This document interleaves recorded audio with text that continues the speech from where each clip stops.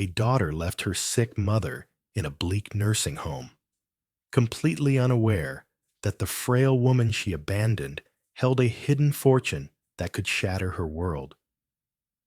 This is a story about the choices we make and the debts that always come due. Clara's hands, gnarled like the roots of an old oak, trembled slightly as she polished the small silver frame on her mantelpiece. Inside, a smiling girl with bright, ambitious eyes looked back at her. Her Isabella. The house was quiet, filled with the scent of dried lavender and a lifetime of memories. Every corner held an echo of laughter, of scraped knees, of late-night stories whispered under a quilt. Clara had built this home not with bricks and mortar, but with sacrifice. A persistent cough rattled her thin frame, a dry, rasping sound that had become her constant companion through the cold winter months. It was this cough that had become the excuse, the justification for what was about to happen. She had spent the morning preparing Isabella's favorite meal, a simple chicken stew, just the way she liked it. The aroma filled the small kitchen, a hopeful prayer sent into the air. Her daughter was coming to visit. It had been months. When the sleek black car pulled up outside, its polished surface reflecting a distorted image of her humble home, Clara's heart gave a hopeful flutter. But the flutter died when she saw who emerged from the passenger side. Richard. Richard was Isabella's husband, a man whose smile never quite reached his eyes. He wore an expensive suit that seemed out of place, an accusation against the worn porch steps and the peeling paint on the window frames. Isabella got out of the driver's side. She looked stunning, as always, in a tailored coat that probably cost more than Clara's monthly pension. But her face was tight, her eyes avoiding her mother's gaze. "Mother," Isabella said, her voice strained. She did not move for an embrace. Richard stepped forward, placing a proprietary hand on the small of Isabella's back. "Clara, good to see you." It was a lie, and they all knew it. "I made stew," Clara said, her voice small, gesturing toward the open door. The warm, savory scent seemed to falter in the cold air that surrounded them. "We don't have time for that, Mother," Isabella stated, finally meeting Clara's eyes. There was no warmth there, only a chilling resolve. "We need to talk." They didn't come inside. They stood on the porch, a silent tribunal. "We're worried about you," Isabella began, the words sounding rehearsed. "That cough, your health. You're all alone here. It's not safe." Clara clutched the worn fabric of her cardigan. "I'm fine, dear. It's just a winter cold." Richard stepped in, his tone smooth and condescending. "Clara, we found a wonderful place for you, a care facility. You'll have doctors, nurses, people to look after you around the clock." The words hung in the air, sharp and cold as icicles. A care facility, a home. The stew she had so lovingly prepared grew cold on the stove inside. "No," Clara whispered, shaking her head. "This is my home." "This was your home," Isabella corrected, her voice hardening. "We've sold it. The papers were signed last week." The world tilted. The porch seemed to sway beneath Clara's feet. Sold it? Her home? The home her husband, Marco, had built for them with his own two hands. "You can't," she stammered. "You can't do that." "It's already done," Richard said, with an air of finality. "The new owners take possession in a few days. We're just here to help you get settled into your new place." Tears welled in Clara's eyes, hot and bitter. "My things. My memories." "We've packed a small bag for you," Isabella said, gesturing to a single suitcase by Richard's feet. "Just the essentials." As Isabella spoke those cold, transactional words, Clara's mind flashed back. She was no longer on the porch, but in a cramped, stuffy pawn shop 20 years earlier. Isabella had just been accepted into a prestigious architecture program, a dream Clara had nurtured as if it were her own. The tuition was a mountain they could not climb. Clara, a widow who cleaned houses to make ends meet, had nothing left to sell. Nothing except the one thing she had sworn she would never part with. She remembered the feel of the cool, heavy gold of her own mother's wedding ring in her palm. She remembered the pawnbroker's indifferent gaze as he weighed it. She remembered the thin stack of bills he pushed across the counter. Enough for Isabella's first semester and a set of professional drafting tools. When she gave the money to Isabella, her daughter's eyes had shone with tears of gratitude. "I'll pay you back, Mama," she had promised, hugging her tightly. "I'll build you a beautiful house one day." The memory faded, leaving the present even colder and more barren. The promise of a beautiful house had become a single suitcase on a cold porch. "Please," Clara begged, her voice breaking. "Isabella, please don't do this." "It's for your own good, Mother," Isabella repeated, the phrase a shield against her mother's pain. She wouldn't look at her. She couldn't. Richard picked up the suitcase. "It's time to go, Clara." They led her to the car, one on each side, like guards escorting a prisoner. Clara didn't resist. The fight had gone out of her, replaced by a hollow, cavernous shock. She took one last look at her home, at the windows that looked like weeping eyes, and then she was bundled into the cold leather of the back seat. The drive was silent. The city lights blurred past the window, a smear of indifferent colors. Clara watched her daughter's reflection in the rearview mirror. She saw the tense line of her jaw, the way she gripped the steering wheel until her knuckles were white. She was not just driving, she was escaping. They arrived at a large, grim-looking brick building on the forgotten edge of town. It was called Sunny Meadows, but the name was a cruel joke. There were no meadows, only cracked concrete and a few sad, skeletal trees. A weak yellow light spilled from the entrance. "Here we are," Richard announced with false cheer. A sour smell, a mix of disinfectant and despair, hit Clara the moment the doors opened. The lobby was dimly lit, the furniture worn and stained. An elderly woman sat staring at a blank television screen, her face a mask of vacancy. Isabella handled the paperwork with brisk efficiency, her pen scratching across the forms. She didn't introduce Clara to the stern-faced woman at the desk. She just signed, paid, and handed over a set of keys, her mother's house keys.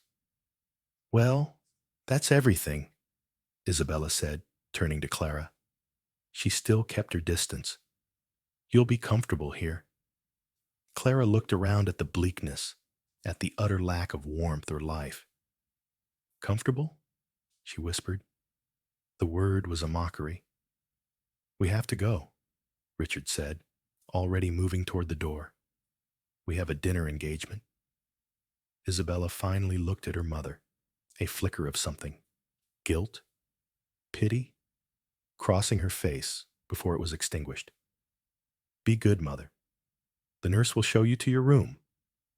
She leaned in, but not for a hug. She pressed a quick, cold kiss to Clara's cheek. It felt like a brand. Then they were gone. The heavy glass doors swung shut behind them, sealing Clara inside. She watched their black car pull away, its red tail lights shrinking into the darkness until they were nothing at all. She was alone, utterly and completely alone. A tired-looking orderly took her arm. "This way," he mumbled, leading her down a long, sterile corridor. The walls were a pale, sickly green. The floor tiles were cracked. The room was small, barely larger than a closet. It contained a narrow bed with a thin mattress, a small metal wardrobe, and a single chair. A small, barred window looked out onto a brick wall. The air was cold and damp. Clara sat on the edge of the bed, the springs groaning in protest. She looked at the single suitcase on the floor. Her entire life, reduced to a handful of clothes and toiletries. She didn't cry. The tears were frozen somewhere deep inside her, a solid block of ice in her chest. She just sat there, listening to the distant, lonely sound of a television and the rattling of her own breath in the oppressive silence of the room. The smell of disinfectant was overwhelming. It smelled like the end of things. The first night was a blur of cold and fear. The blanket on the bed was thin and scratchy, offering little warmth against the damp chill that seeped through the walls. Clara lay awake, listening to the unfamiliar sounds of the nursing home, the groans of other residents, the squeak of nurses' shoes on the linoleum, the distant clang of a dropped tray. She thought of her own bed, of the soft, worn quilt her grandmother had made, of the way the morning sun would slant through her window and warm her face. Here, the only light was a dim, orange glow from the security lamp outside her window, casting long, distorted shadows on the wall. The next morning, a bell shrieked through the halls, signaling breakfast.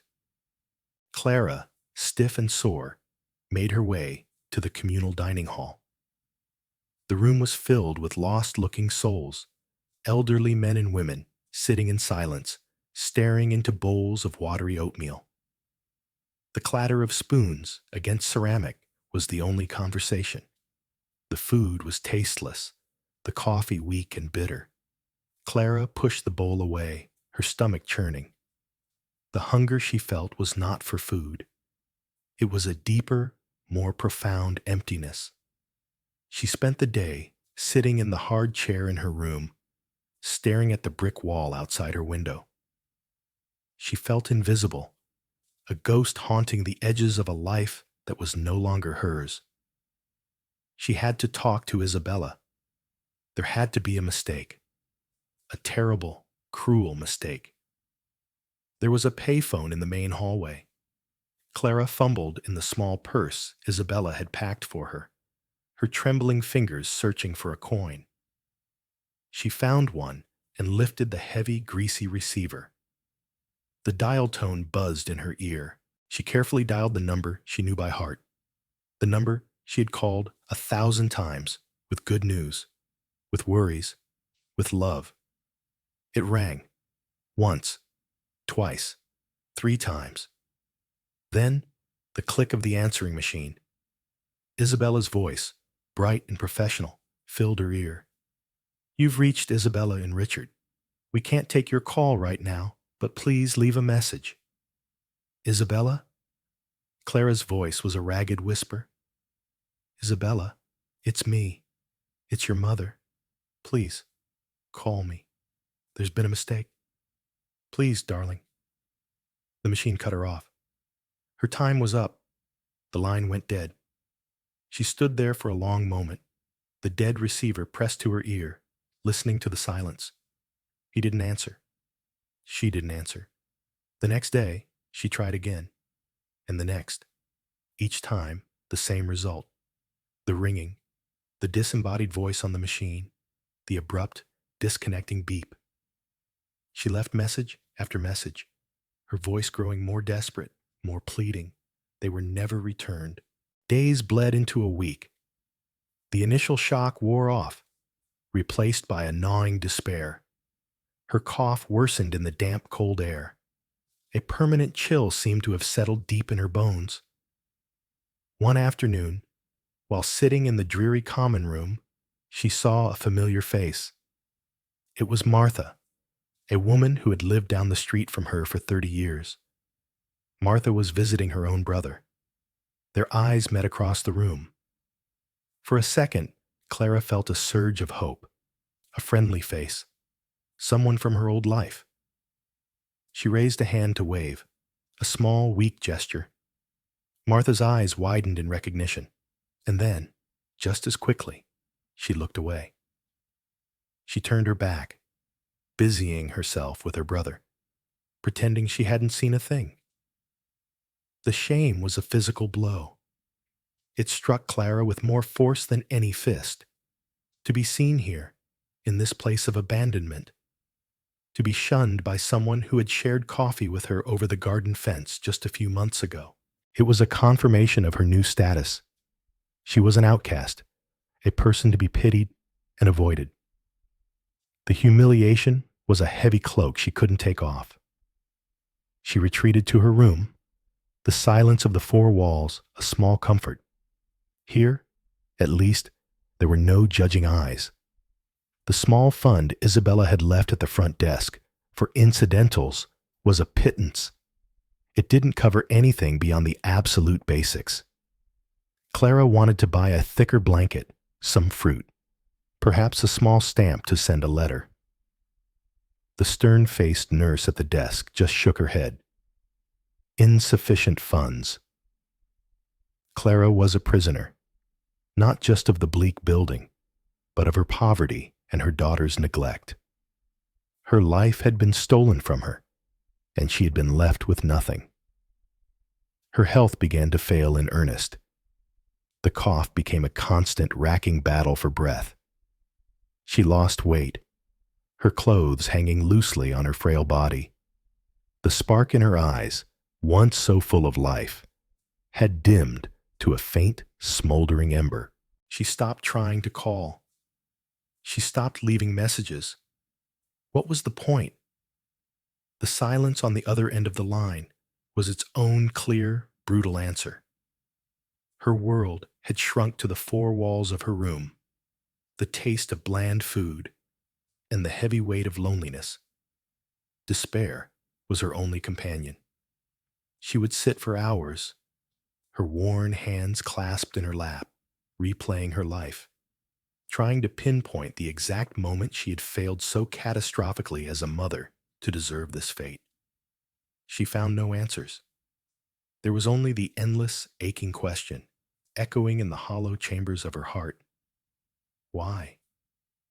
One evening, during her rounds, a young nurse paused at Clara's doorway. Her name was Maria. She was different from the others. Her eyes were kind, and she didn't carry the air of weary indifference that clung to the rest of the staff. "You haven't touched your dinner, Señora Clara," Maria said gently, her voice soft. Clara just shook her head, not looking up from her lap. Maria came into the room and sat on the edge of the chair. "It's not much, I know, but you must eat something to keep your strength up." Something in Maria's genuine concern broke through the thick fog of Clara's despair. A single, hot tear escaped and traced a path down her wrinkled cheek. Maria reached out and placed a warm hand on Clara's arm. The simple human touch was so unexpected, so powerful, that it opened the floodgates. The frozen block of ice in Clara's chest finally cracked. Sobs racked her body, deep, painful sounds of grief held back for too long. She cried for her home, for her husband, for the daughter she had lost. She cried for her own stolen life. Maria didn't say anything. She just sat there, her hand a steady, comforting presence on Clara's arm, letting her grieve. It was the first act of true kindness Clara had received since the black car had driven away. In the weeks that followed, a fragile bond formed between the old woman and the young nurse. Maria would linger in Clara's room after her duties were done, bringing her an extra blanket from the supply closet or a sweet biscuit she'd saved from her own lunch. She would listen as Clara spoke of her past, of Marco, of raising Isabella.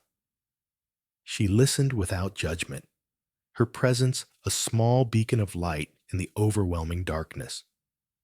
One rainy afternoon, trying to find something, anything, to distract herself, Clara decided to properly unpack the single suitcase Isabella had packed for her.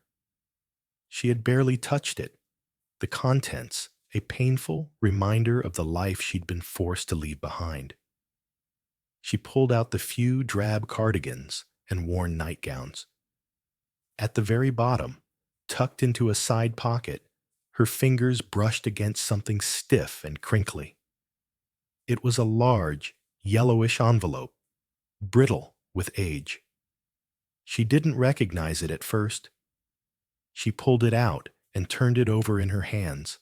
Her name was written on the front in her late husband's familiar, elegant script, "For my Clara." A wave of memory washed over her. Marco had given this to her years ago, not long before he passed away.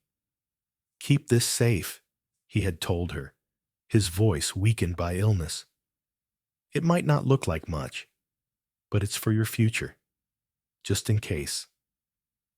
She had put it away in a drawer with other important papers, and, in the fog of her grief, had forgotten all about it. Isabella must have swept it into the suitcase without a second glance, grabbing everything from the drawer in her haste. Clara's hands trembled as she opened the unsealed flap. Inside was a thick sheaf of documents, filled with legal language she didn't understand. There were maps, property markers, and a formal-looking deed with official stamps and signatures. It seemed to be for the plot of land Marco's family had owned for generations, a few dozen acres of rocky, arid scrubland far outside the city. It had always been considered worthless. Marco's father had tried to farm it and failed. It was good for nothing but lizards and weeds. Clara stared at the papers, confused. Why had Marco insisted she keep this? It was just a deed to a patch of useless dirt. Disappointed, she started to slide the papers back into the envelope. That evening, when Maria came by, she found Clara staring at the yellowed documents. "What's that you have there, Senora?" Maria asked. "Oh, nothing," Clara sighed. "Just some old papers my husband left me, for a piece of worthless land." Maria, ever curious and kind, picked up the deed. She wasn't an expert, but she recognized the official seals. She looked at the maps, her brow furrowed in concentration. The name of the area, Coyote Creek Basin, seemed familiar. "Coyote Creek," she murmured to herself. "Where have I heard that recently?" She thought for a moment, then her eyes lit up. "My cousin, Matteo. He's a paralegal for a big property law firm. They've been working on a huge new development project out past the old highway.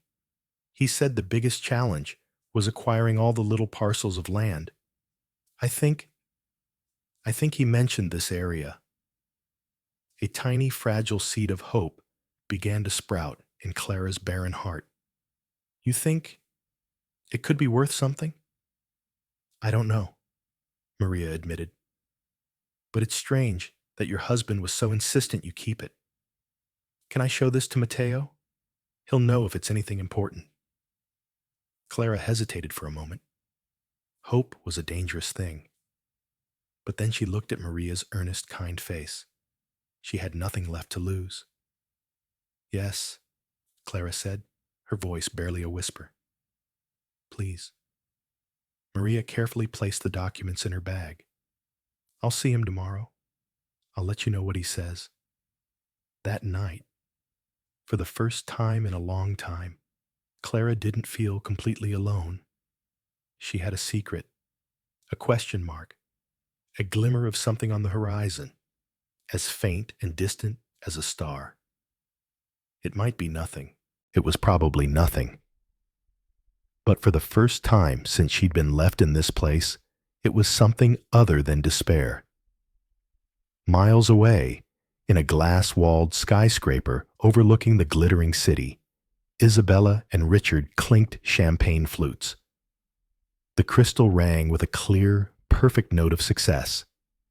They were at a lavish party celebrating the launch of Richard's most ambitious project yet, the Elysian Fields, a hyper-exclusive luxury residential and commercial complex. "To us, my love," Richard said, his arm wrapped possessively around Isabella's waist. "And to the future we're building." Isabella smiled, a perfect, polished smile she had practiced in the mirror. She was wearing a backless silk gown that shimmered under the recessed lighting. Diamonds glittered at her ears and throat. She looked every bit the part of the successful architect, the wife of a real estate mogul. She had successfully buried the image of her mother's crumpled face, the bleakness of the nursing home. She had compartmentalized it, filed it away under necessary but unpleasant. Her new life demanded it. Richard's primary investor, a stern, wealthy man named Mr. Sterling, approached them. "Richard, Isabella, a wonderful party." "Thank you for coming, Mr. Sterling," Richard said smoothly. "We're incredibly excited about the project's potential." "As am I," Sterling said, his eyes sharp. "But my excitement is contingent on your ability to deliver. You assured me the land acquisition was a mere formality." "And it is," Richard reassured him with a confident laugh. 95% of the parcels are secured. There's just one final stubborn plot in the middle of it all. Some worthless scrubland that's been in a defunct family trust for decades. Our lawyers are handling it. It's a non-issue." Isabella listened, sipping her champagne. She loved this world of high stakes and big promises. It was a million miles away from the smell of bleach and boiled cabbage, from the shame of her humble origins. Later in the evening, a younger associate of Sterling's engaged Isabella in conversation. "Your husband is a true visionary, Mrs. Vance," the man gushed, "and your designs for the clubhouse are breathtaking. You two are quite the power couple. You must come from a family of great achievers." Isabella's smile tightened for a fraction of a second. "Thank you," she said, her voice cool and even. "Richard and I are both entirely self-made. We believe in pulling yourself up by your own bootstraps. We didn't have any family to help us along the way." The lie came easily. She had repeated it so many times it almost felt true.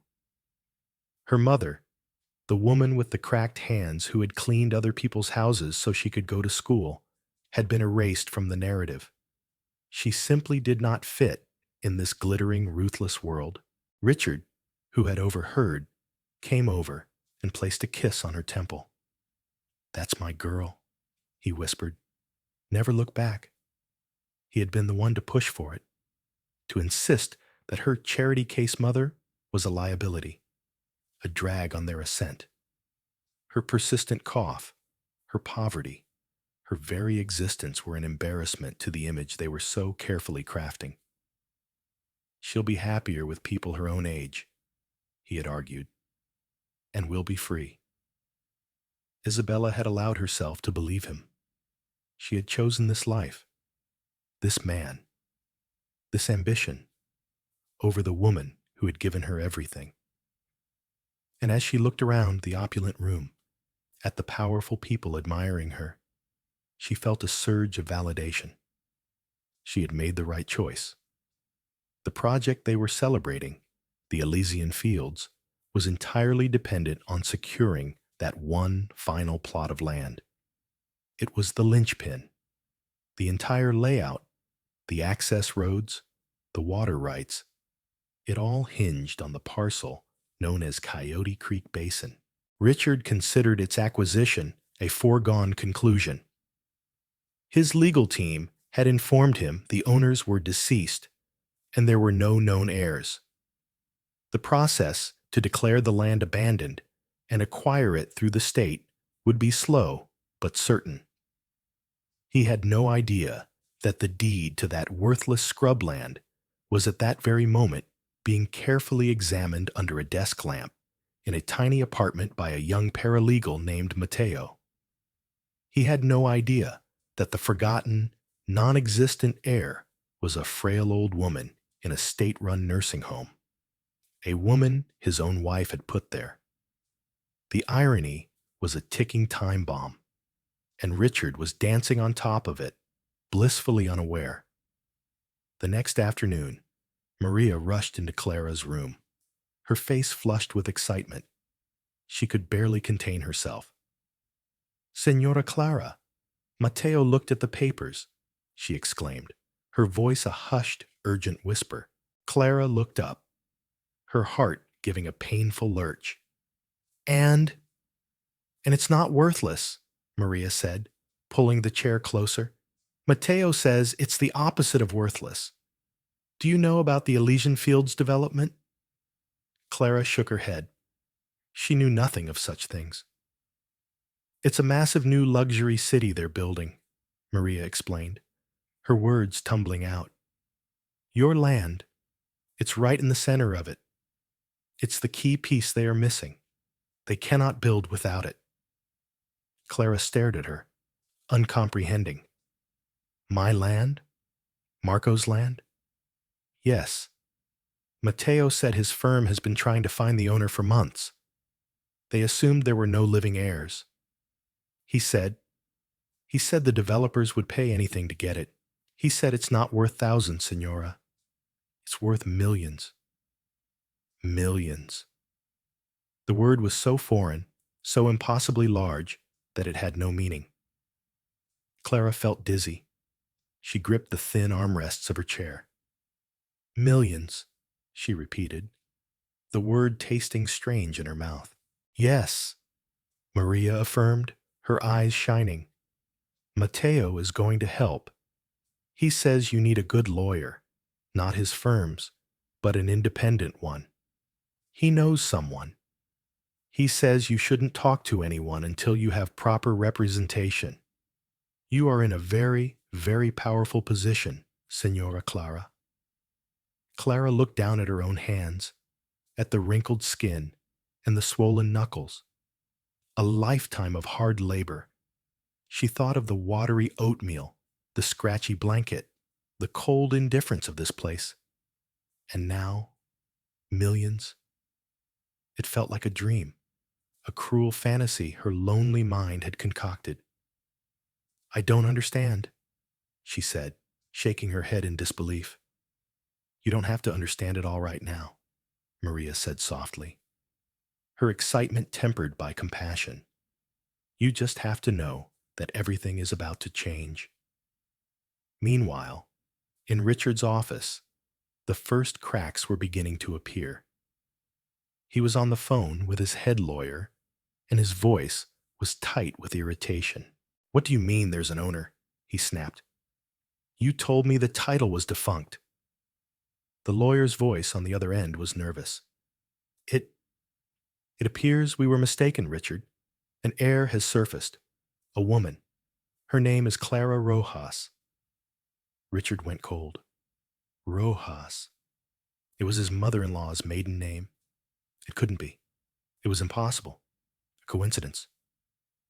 "And what does this Clara Rojas want?" he asked, his voice dangerously low. "Well, that's the thing," the lawyer said. "We haven't been able to reach her directly. We received a letter this morning from a top-tier litigation firm. They're representing her. They've instructed us to cease all contact and direct all inquiries to them." Richard's knuckles were white as he gripped the phone. "So, make them an offer. A generous one. Get it done." "We tried," the lawyer replied, sounding defeated. "They said their client is not interested in selling at this time. They said she is evaluating her options." Richard slammed the phone down. Evaluating her options? What did that mean? He paced his office, a knot of pure dread tightening in his stomach. The investors were getting anxious. The construction schedule was ironclad. Any delay would be catastrophic. He called Isabella. Did your mother have any other family? Any other Rojas relatives who might have inherited some old land? No, Isabella said, confused by the question. It was just her and my father. Why? It's nothing, Richard lied, his mind racing. Just a small legal snag. I'll handle it. But it wasn't nothing. As the days turned into a week, the small snag became an immovable wall. Clara's new lawyer was a shark. He filed an injunction to halt any preliminary surveying on the adjacent properties, citing potential encroachment on his client's land. He sent letters to Richard's investors, informing them of the contested ownership at the heart of the project. The news spread like wildfire. Mr. Sterling called, his voice like ice. You told me this was a non-issue, Richard. My partners are getting cold feet. Fix it or we pull out. The pressure was immense. Richard's carefully constructed world started to tremble. He became short-tempered, paranoid. He and Isabella began to argue, the stress fraying the edges of their perfect life. Then, the final blow. Clara's lawyer, having established her undisputed ownership and the critical nature of her land to the Elysian Fields project, made their move. They didn't offer to sell. They announced their client's intention to partner with a rival development firm to build her own environmentally friendly project on the land. It was a masterstroke. It didn't just block Richard, it threatened to build a competing, more popular project right on his doorstep. Richard's investors pulled out en masse. The Elysian Fields project imploded overnight. The loans were called in. The contracts were voided. Richard was ruined. He sat in his home office, surrounded by blueprints for a city that would never be built, and stared at the foreclosure notice from the bank. It was all gone.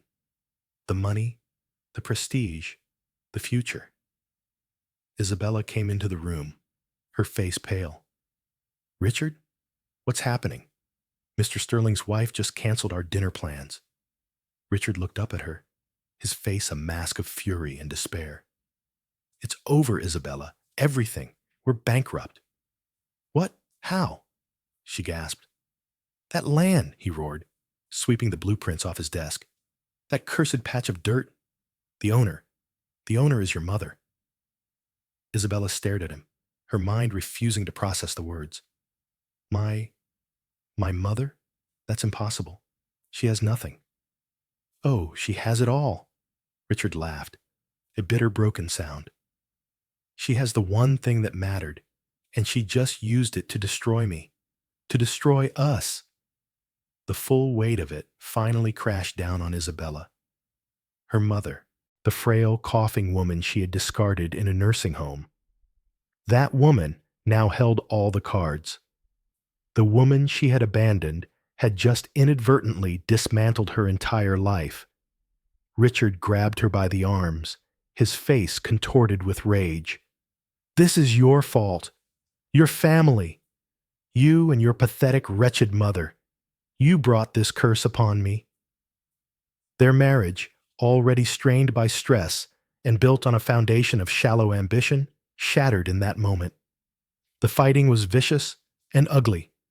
He blamed her. She blamed him. The love, if it had ever truly existed, was gone, burned away by failure and resentment. Within a week, Richard was gone, leaving Isabella alone in a cavernous house they could no longer afford, with angry creditors calling at all hours. Her high society friends stopped answering her calls. The invitations dried up. She was laid off from her firm, a casualty of her husband's spectacular public failure. She was ruined. She had lost everything she had sold her soul for. Stripped of her wealth, her husband, and her career, Isabella had nowhere to turn. Her world had collapsed into a terrifying silence. There was only one person left, one last, desperate, humiliating hope. She drove her now modest car, the sleek black one had been repossessed, back to the forgotten edge of town, to the grim brick building she had hoped never to see again. Sunny Meadows. She walked through the heavy glass doors, the smell of disinfectant and despair hitting her like a physical blow. She asked the nurse at the desk for Clara Rojas. The nurse looked at her with a new, knowing expression. "She's in the garden," the nurse said, gesturing down a hallway. Isabella found her mother sitting on a simple wooden bench in a small, well-tended garden plot behind the nursing home. It was a new addition, a splash of color and life in the drab concrete yard. Maria was there, helping Clara prune a rose bush. Clara looked different.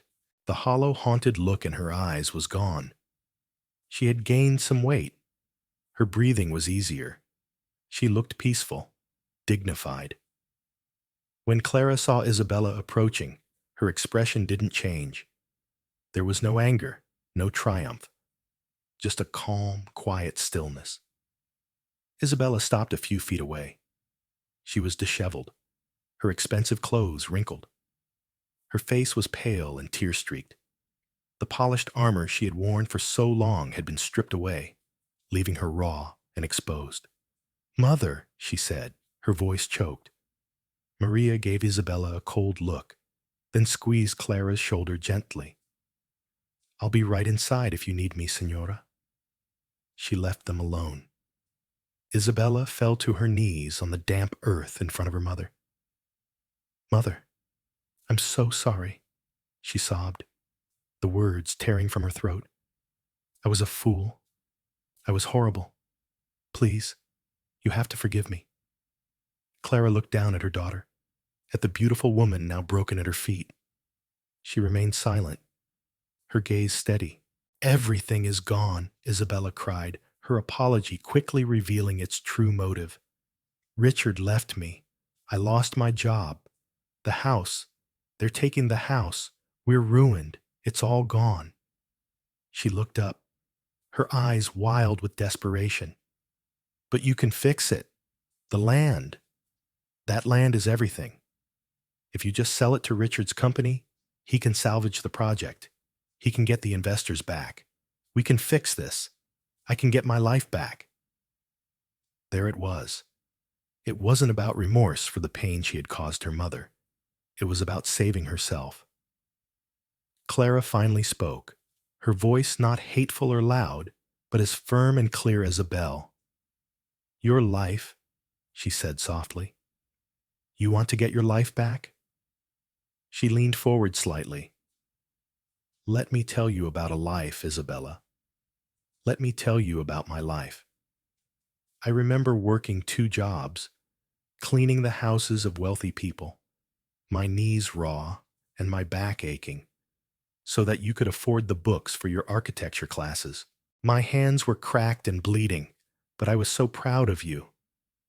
Isabella flinched, but Clara continued, her voice unwavering. "I remember the day you were accepted into the university. We had no money for the tuition. Do you remember what I did?" Isabella shook her head, sobbing. She didn't want to hear it. "I sold my mother's wedding ring," Clara said, her voice quiet, but carrying the weight of decades. "The only thing I had left of her. I sold it to a man who barely looked at me, so you could buy your first set of professional drafting tools. You promised me you would build me a beautiful house one day." She paused, letting the memory hang in the air between them. "Instead, you and your husband brought me here, to this place. You took my keys, you took my home, and you left me in a cold room to be forgotten. I called you, Isabella, day after day. I left messages. I begged you to call me back, but you never did." Tears now streamed down Clara's face, but her voice did not break. The pain of that silence, it was worse than any hunger, any cold. The pain of being thrown away by my own child. The one thing I lived for. That is a pain I hope you never have to feel. Isabella could only weep. I'm sorry, Mama. I'm so, so sorry. I know you are, Clara said. You are sorry because you are ruined. You are sorry because you need something from me. You came here asking for forgiveness, but what you are really asking for is a bailout. Clara reached out, but not to comfort her daughter. She gently touched her own chest. In my heart, for my own peace, I forgive you for what you did. But I cannot let you back into my life. I cannot trust you. You broke something that can never be fully repaired. She stood up, her movement slow but steady. The land is not for sale. Not to Richard. Not to anyone who would build a city for the rich on it. It will be used for something good, something that helps people, instead of just making them wealthy. She looked down at her kneeling daughter one last time. You wanted to be self-made. You wanted to pull yourself up by your own bootstraps with no family to help you. Well, now is your chance. With that, Clara turned and walked slowly, purposefully, back toward the main building, leaving Isabella kneeling alone in the dirt of the garden. The door closed softly behind her, a quiet final sound. It was the sound of a chapter ending, the sound of a debt being collected. The weeks that followed were a quiet revolution. With the help of Maria and her new lawyer, Clara left Sunny Meadows forever. She didn't sell the land. Instead, she entered a partnership with a non-profit housing developer. A portion of the land was sold to fund the construction of the Marco Rojas community, a beautiful, thoughtfully designed complex of affordable homes for low-income families and a state-of-the-art elder care facility. It would be a place of dignity, warmth, and respect. Everything Sunny Meadows was not. Clara used a small portion of her newfound wealth to buy back her old family home. The new owners, hearing the story, were happy to sell it to her. She hired a crew to restore it, not to modernize it, but to bring it back to its former, humble glory. The peeling paint was replaced, the porch steps were fixed, and a beautiful garden was planted in the front yard. She didn't live there alone. She invited Maria, who had become like a second daughter to her, to live with her.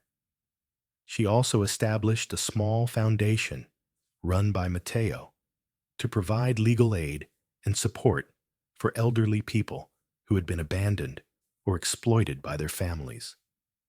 The final scene of her story was one of profound, quiet peace. Clara sat on her newly repaired porch swing on a warm afternoon, a cup of steaming tea in her worn, familiar hands. She looked out at the street, at the neighborhood that was her home, her face calm and her eyes clear. She was alone, but she was not lonely. She was a survivor, dignified and whole. There was no need for revenge. Her daughter's fate was its own punishment. A brief notice in a local paper mentioned Isabella Vance, a former architect, now working as a cashier in a supermarket on the other side of the country. She lived alone in a small rented room, a ghost in her own life, haunted by the memory of a mother's love she had traded for a fortune that turned to dust. Because a mother's love is the only gold that never tarnishes. And life, sooner or later, always collects its debts.